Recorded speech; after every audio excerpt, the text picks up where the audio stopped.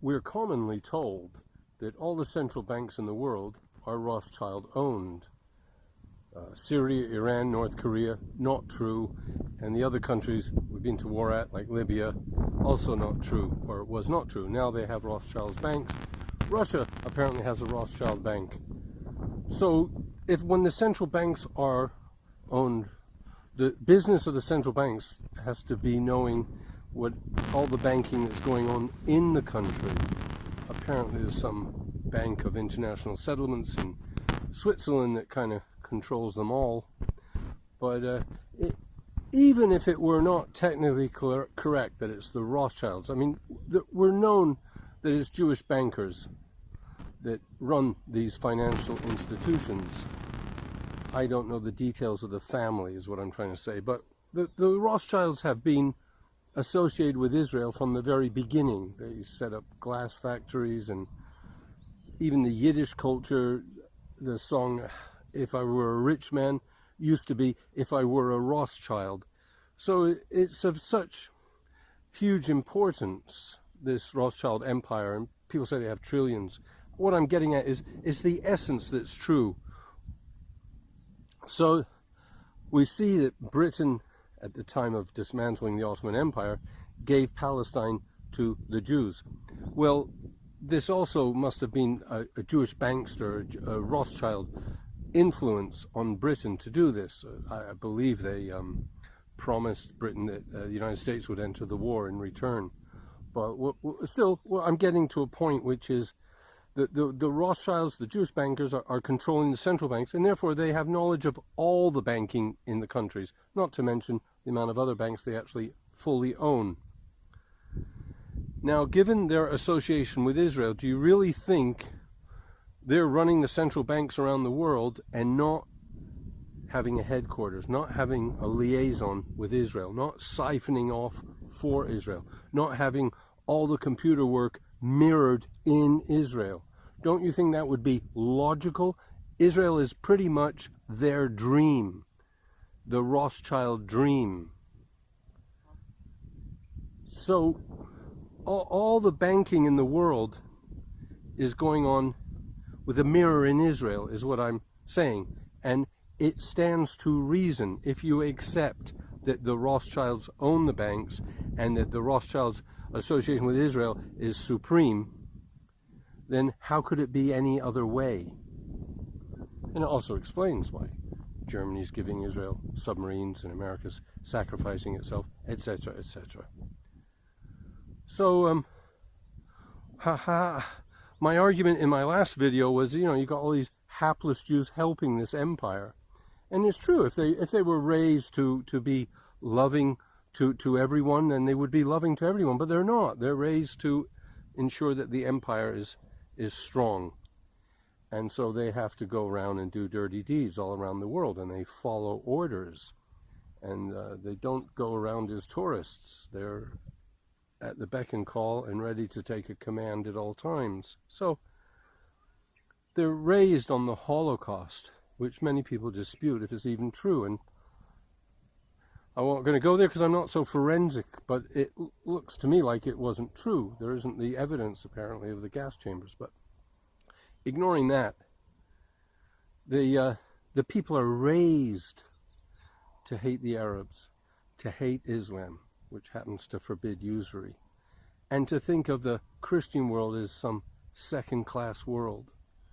But none of this is grassroots. These people are not born like that. They're nurtured to be that way, to be supremacist. And it goes on in the schools, it goes on in the curriculum, and it's indoctrination. And at the top, we, so far as I can see, we have the Orthodox Jews, the Chabad, and I don't think they're distinguishable from the Rothschilds. You can't have one family controlling the whole world. They've got to have an apparatus of thousands and thousands of people, not to mention all the foot soldiers. But what they're doing is top-down. And so they're instituting a supremacist ideology. And apparently it's based in the Talmud, from what I'm told. They're not really pursuing the Torah, the Old Testament. But again, I'm out of my depth to go there. but it's a cult, and they're preaching supremacy, and they've got an army now of millions of people raised in Israel with blinkers, and they will go out, and there's nothing they will not do. They are an army to ensure the pyramid of Jewish supremacy survives. They're not only told about the Holocaust, which was, and you know, the way the Jews throughout history have been treated terribly for no reason whatsoever. They're not only told about that, but they're told that they're a race, that they're an ethnicity. And they're all sitting in a room together, all looking different. You know, one's a Kurd, one's a Turk, one's an Iranian, one's a Yemeni, one's a German, a Russian. They all look completely different. And they're going, oh yeah, we're a race. I mean, you can tell us humans anything at this point. We are so gullible and malleable. And let's hope the internet will break that and we'll have some more free thinking. But at this time, we're watching a lot of suffering on the planet. And it's really coming from a little source as far as I can see. And the foot soldiers ensure that it takes place. And the manipulation is extravagant. The manipulation is in large measure creating sectarianism and hatred. And it's probably from the protocols of Zion too.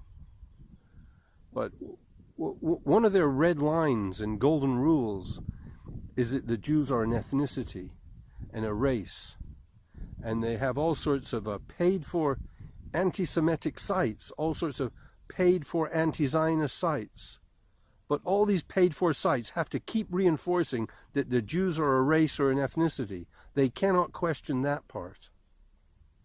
And this, of course, puts them with the protection of racism. So if you're critical of the Jewish mafia, you're being a racist, which of course is a total fraud. Okay, I finished there.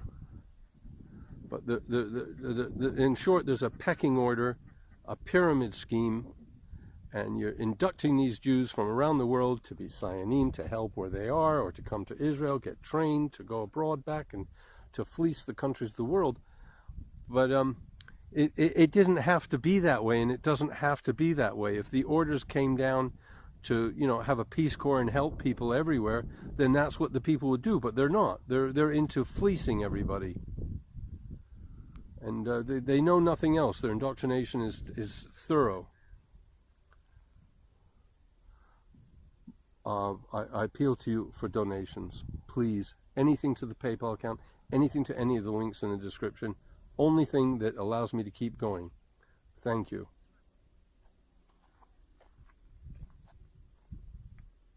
You know, somebody wrote me a letter and he said, what do you see in the highest building in every city in America? You see an ad for a bank or a financial institution or an insurance company. If we knew how thorough it impregnates our way of life, we wouldn't take it for granted and accept it.